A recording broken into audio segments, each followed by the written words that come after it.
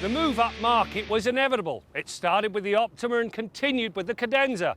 On this edition of Test Drive, we take a look at the all-new Kia K900.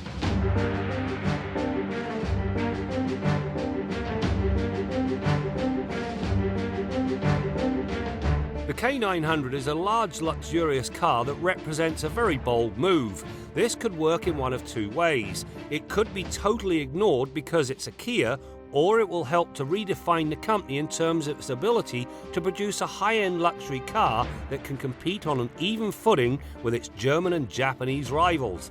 A week with it proved it's likely to elevate Kia's status as a manufacturer and a purveyor of more than just small affordable cars.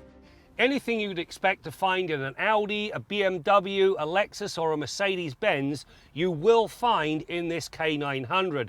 The list of amenities is so long it would take the entire test drive to run through each one of them. There are, however, a couple of highlights. The instrumentation is iPad-like in its execution. You've got two very comfortable, fully articulated, heated and cooled front seats, great audio system, and of course the mandatory infotainment system. The latter proved to be the lone disappointment. Everything has to be operated through these controls. It needs a touchscreen. The K900 is offered two ways. The base car comes with a 311 horsepower V6 engine. It's fine, but the 5-litre V8 is the better choice.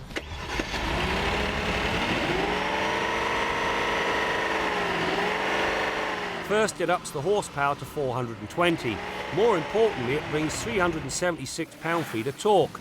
The reason this is important is it has to motivate 2,100 kilograms of leather-lined luxury.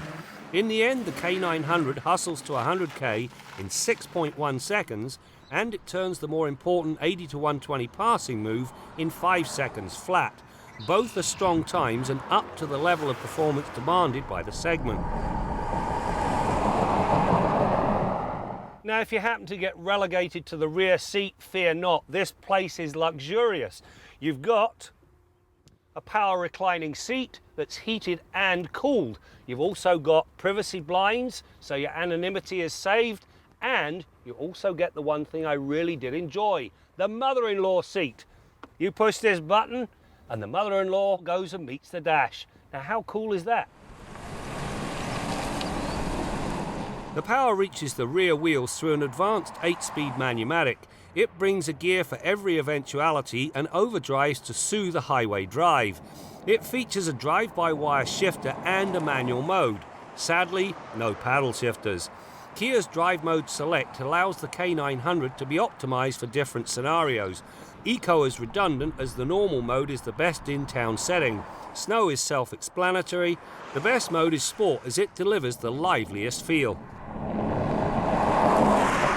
If you're going to play in the big leagues, you have to have major league safety aboard, and that the K900 does. It's got adaptive headlights, adaptive cruise control with stop and go function, it's got a 360-degree camera, and it's got lane departure warning and blind spot monitoring. Now, the latter not only looks after the blind spots, it also has cross-traffic alert.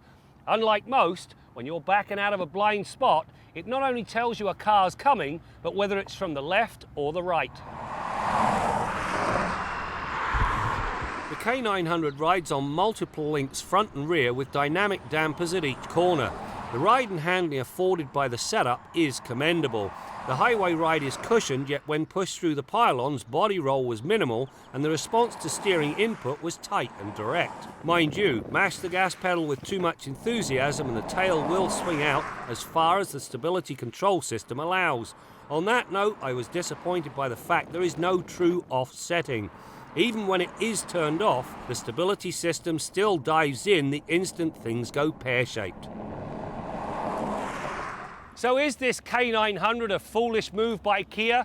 I say not.